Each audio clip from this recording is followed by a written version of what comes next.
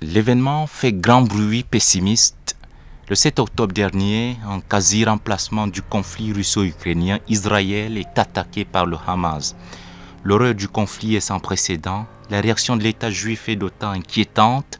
Israël qui est, vous le savez, soutenu par l'Occident. Mais le problème, c'est que le poison lent du deux poids deux mesures de l'Occident est en marche.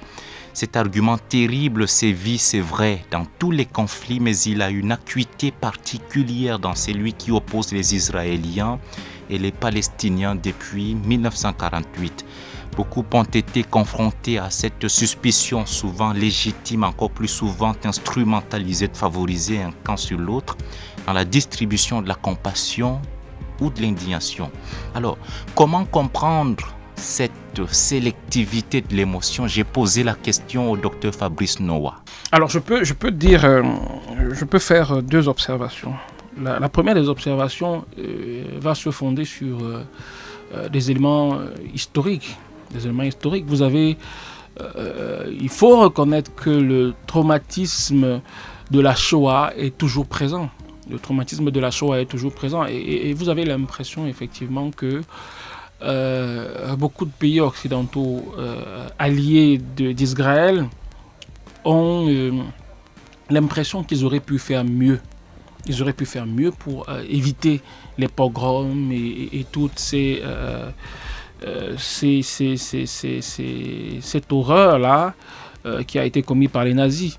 Et donc, parce qu'on a ce sentiment-là de culpabilité dans une certaine mesure, on se dit, voilà, on doit s'arranger pour que cela ne se reproduise plus et surtout donner les moyens à Israël de pouvoir se défendre. Et donc, vous avez la lecture qu'on peut faire donc, de ce soutien inconditionnel, c'est que, voilà, Israël, le peuple juif, c'est un peuple qui a été voué à disparaître, n'est-ce pas? Il a failli disparaître.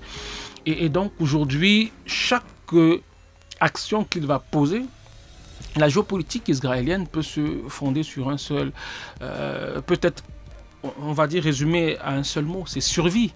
Ça veut dire chaque fois que nous attaquons les Palestiniens, chaque fois que nous faisons une guerre préventive, en réalité, nous luttons pour notre vie. Et il faut reconnaître quand même que c'est Israël, ce sont les pays arabes qui sont autour. Donc, vous avez cette lecture-là qui va donc faire effectivement qu'on ait ce soutien inconditionnel. Vous avez également un formidable travail de lobbying.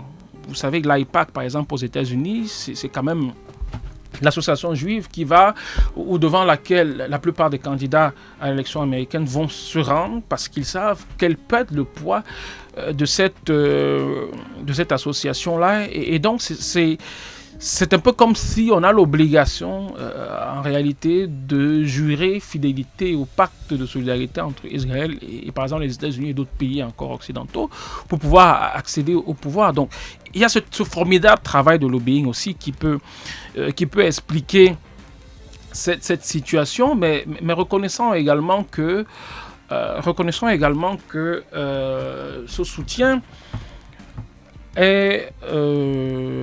a d'autres explications. C'est quand même, je ne vais pas emprunter à Samuel Huntington, mais peut-être vous allez poser la question après, mais on est comme dans un choc de civilisation parce que à la réalité, vous avez la civilisation judéo-chrétienne, n'est-ce pas, qui est dans une sorte de solidarité, volonté de se préserver.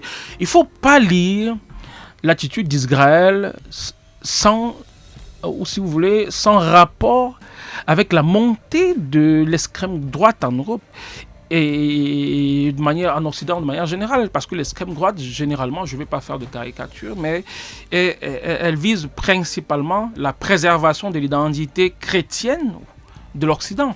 Et donc, c'est dans cette logique-là que ce soutien-là peut s'expliquer. Et donc, ça explique un peu le fait que, voilà, on semble fermer les yeux sur les exactions qui sont véritablement nombreuses, n'est-ce pas, qui peuvent être commises par l'armée israélienne.